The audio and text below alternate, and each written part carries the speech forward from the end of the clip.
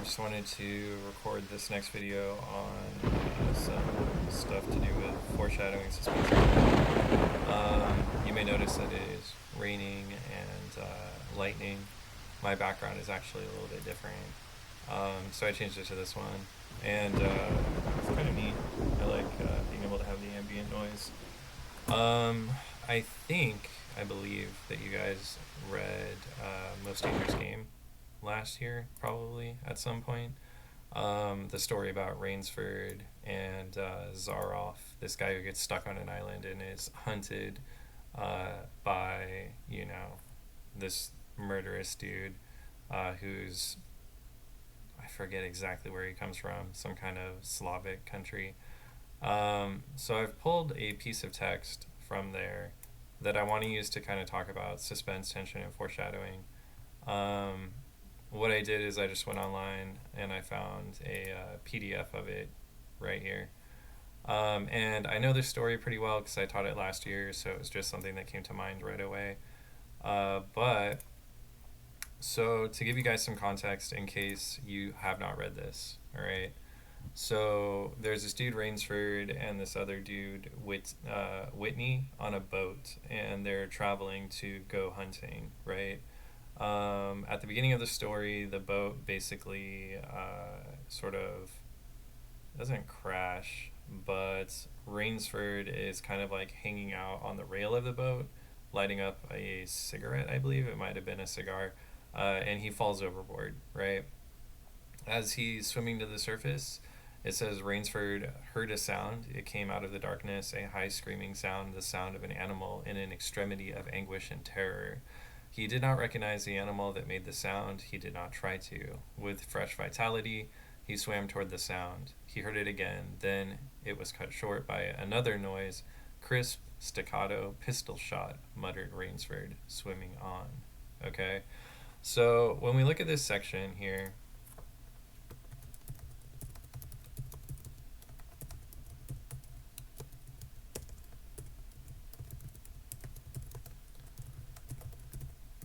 we're actually getting all of these things. So suspense, tension, and foreshadowing. All right, so I'm going to make that bold. That's kind of what we're looking at. This moment is showing us all of these. And if you were reading the story and you were paying attention to the story, you should be looking out for this kind of stuff. All right, I need to change my font back to Times New Roman because it auto-adjusted to this section. So let's say that we wanted to talk about this using these definitions to our left. Okay, so suspense and tension work together no matter what. So if we're talking about one, we really need to talk about the other. Foreshadowing will cause these things to happen, but there isn't always foreshadowing every single time that suspense and tension happen. However, if you were to look at this section of text, there is some foreshadowing here if you've read the entire story, right? So if we were to think of the animal in an extremity of anguish and terror, that's foreshadowing the hunting that sort of happens on the island, right? I guess there might be a degree of irony here because Rainsford believes that it's an animal, but in fact we find out later that there are people being hunted on the island. But this pistol shot is going to definitely be some foreshadowing also, because when Rainsford gets to the island, he's immediately greeted by Ivan with a pistol, right? Who points it at his chest, and Rainsford kind of like talks him out of killing him, right? So first, we kind of want to talk about probably the suspense and tension. And whenever we do some kind of analysis of literature, we want to pull a quote. We want to talk about how that quote is being crafted by the author and then why that quote sort of matters. Okay, so let's take this part to right here. Okay, he did not recognize the animal. He did not try to. We could take the whole section, but that's kind of a lot to talk about. So I'm just going to take it to right here. Okay, I'm going to copy that. I'm going to move down here. So my quote, I'm going to say in the text, the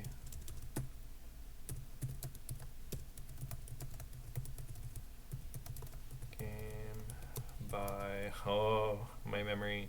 I think it's Richard Connell. Let me double check if it's in the in here towards the beginning. Richard Connell. Hey, all right. My memory is not completely gone.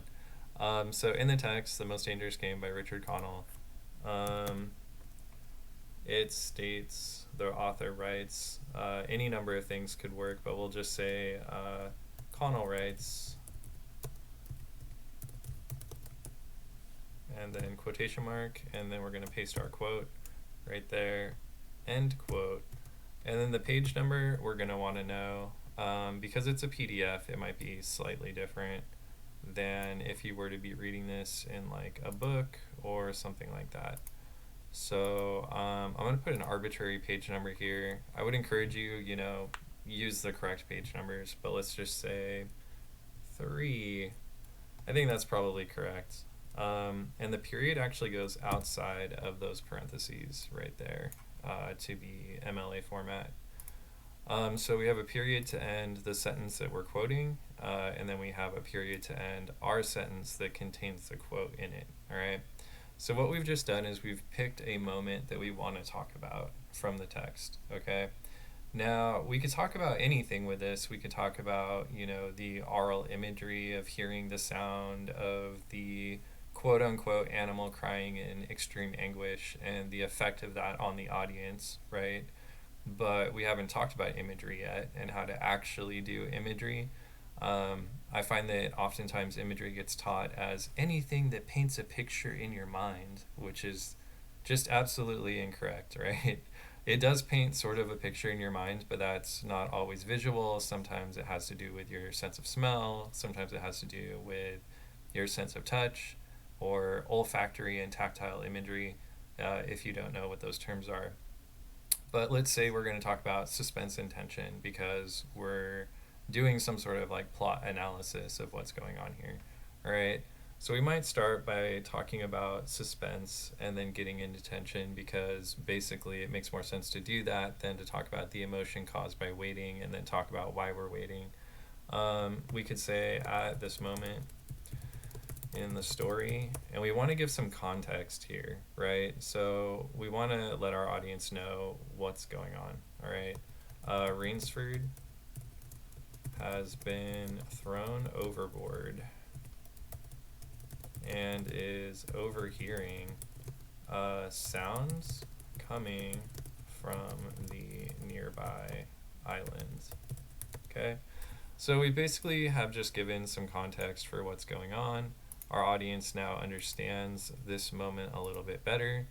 And I think that a lot of times students often stop right here. They quote unquote explain the quote by just telling you what's happening. Okay.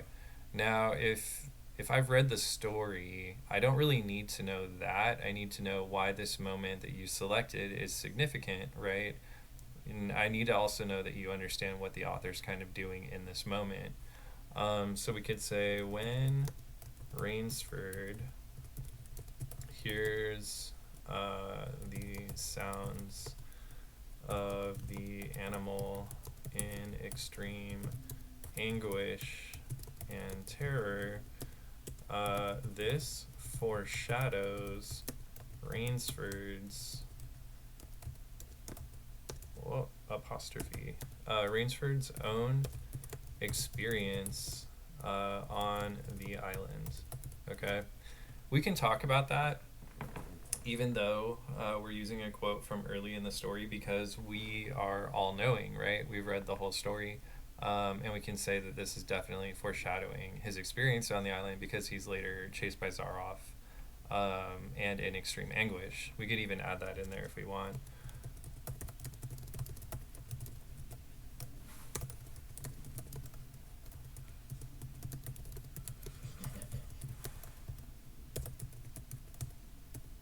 Okay.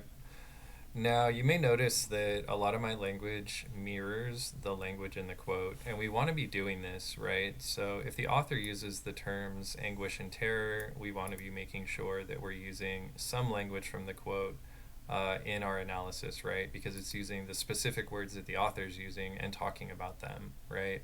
When we talk about the author's specific words, that's called diction, and we'll try to do another segment sort of on that, right? We could say this foreshadowing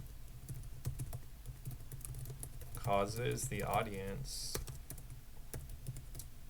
to be in suspense and waiting to see what may happen on the island, right? Once Rainsford gets there.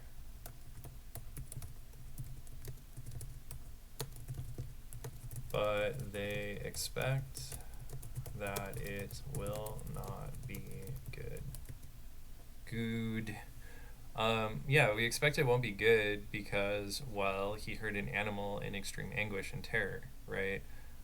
We could also like take the quote that has the pistol shot, the staccato of the pistol shot. Again, that's aural imagery or something that we hear, and talk about that here, right?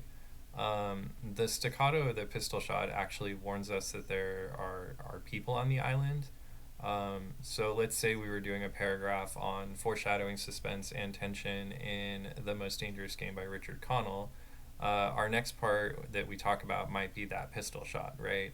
We can say, in addition, it is foreshadowed that there are people on the island through the staccato of the pistol shot. So we covered our suspense, right? And I've said that whenever we talk about suspense, we have to talk about tension, all right? And we can kind of start this way. We could say, because of the anguish of the animal on the island, the audience may feel anxious for Rainsford's survival on the island. Okay? For when he gets, out of the water and so on. So we hit our specific feeling here, right? So we may feel anxious, right? If we were to look at my discussion of foreshadowing, I actually talk about suspense here, but this foreshadowing causes the audience to be in suspense and waiting to see what may happen, right, on the island. And then I talk about what we expect might happen because of the type of sort of foreshadowing that we got, right? And then if we were to look at my discussion of foreshadowing, when Rainsford hears the sounds of an animal in extreme anguish and terror, this foreshadows Rainsford's own experience on the island. I say foreshadows, but you could also say something like this, gives the audience a clue about, or, gives the audience a hint about what may happen on the island, right? Foreshadows is kind of a more academic way of saying that because, we should know what that word means. So I'm just going to highlight that in red because that is our hint moment, right? And I mention, what is actually going to be foreshadowed because I'm in the know, right, on this, okay? So that might be how we do a kind of small analytical breakdown of this quote, right? Extreme anguish and terror and so on and so forth, all right?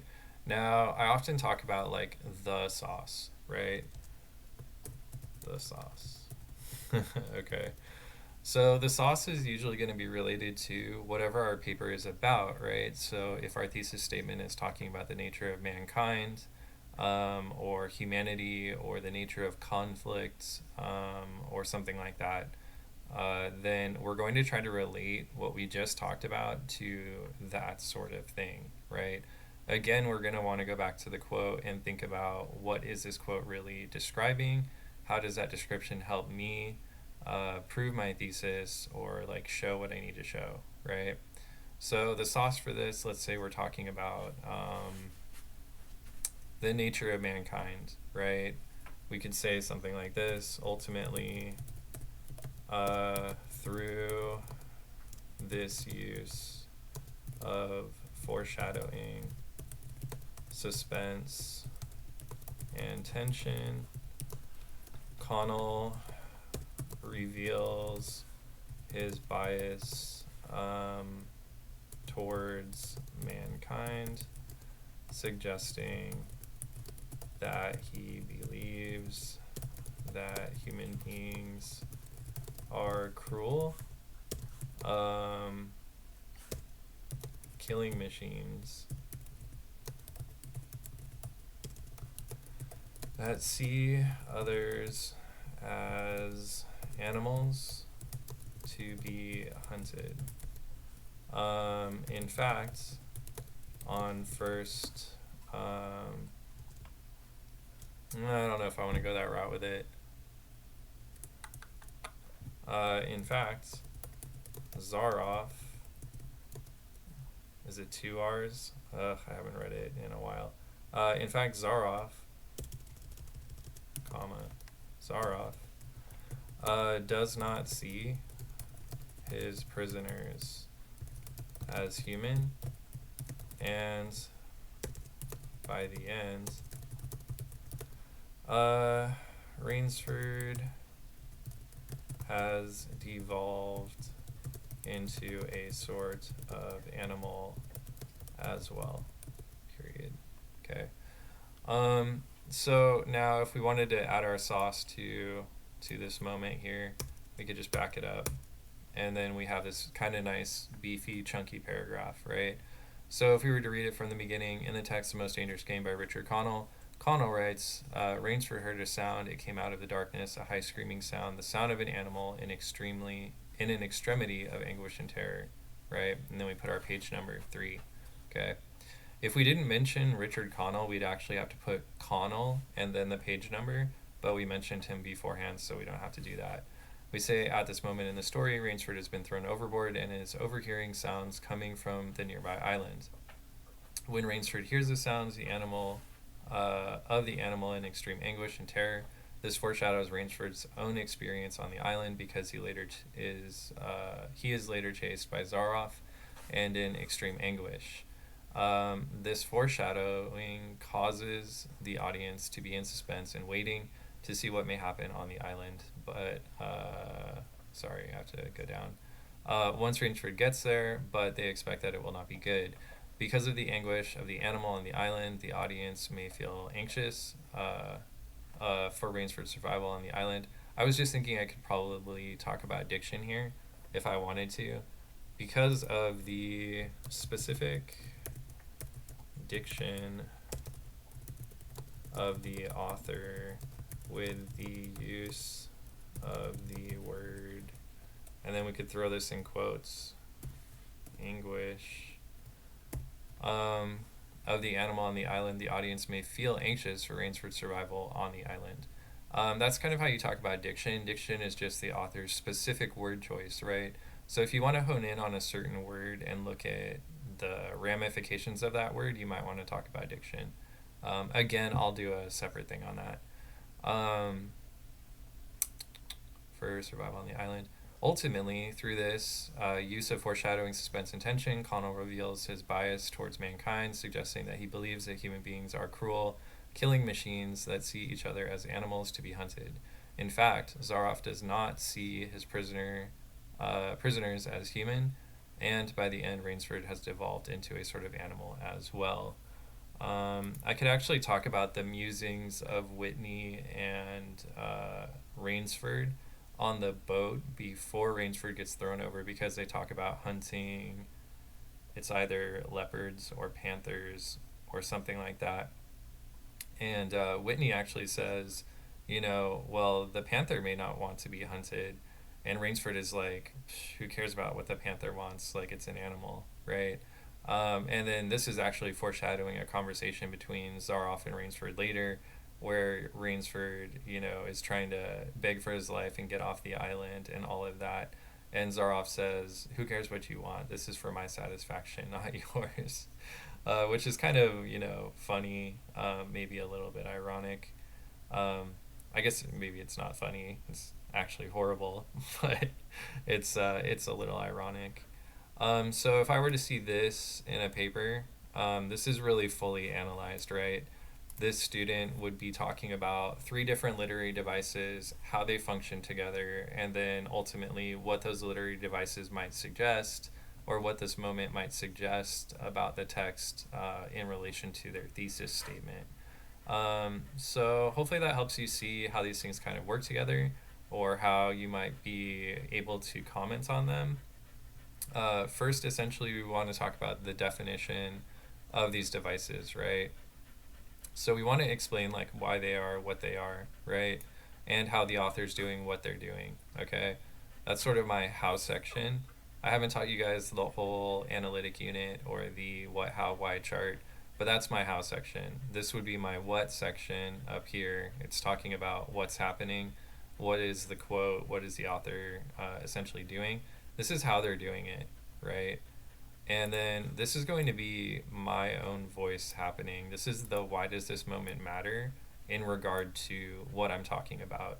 And if you're doing this, you're creating a very tight and clear unit of analysis that has, essentially evidence, but also an academic discussion of that evidence where you're using the tools that we've taught you in order to fully elaborate, right?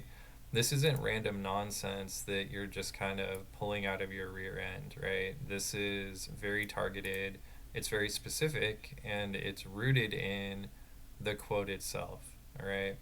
Because what I see a lot of students do, especially honors students that think they can just fluff their way through an essay, is that they pull a quote and then they kind of use that quote to say just whatever it is that they want to say. And it's not really based on the quote, and it's not necessarily even always based on the story. It's just based on whatever they want to say. And they throw a quote in there because there's either a quote limit, or, they are told that they have to use evidence or something like that. Hopefully, this video has shown you guys kind of how to talk about this stuff, giving you some ideas about how to do your summer work. I'm going to do some more on probably, simile, metaphor, symbolism, these kinds of things that appear in longer works, especially because symbolism doesn't work as well in short story at times because it doesn't have time to develop. And metaphor, you usually want to have several metaphors that kind of build on each other, if that makes sense. We can also talk about like motif, too, with kind of longer works. There's usually more motifs. So yeah, again, hopefully you found this helpful. If you aren't subscribed, maybe you want to do that. If you like this video, like the video. So yeah, if you guys have any questions, just make sure, you're asking me those questions. Shoot me an email. I'd be happy to do a video on pretty much anything that you guys are sort of struggling with. So let me know.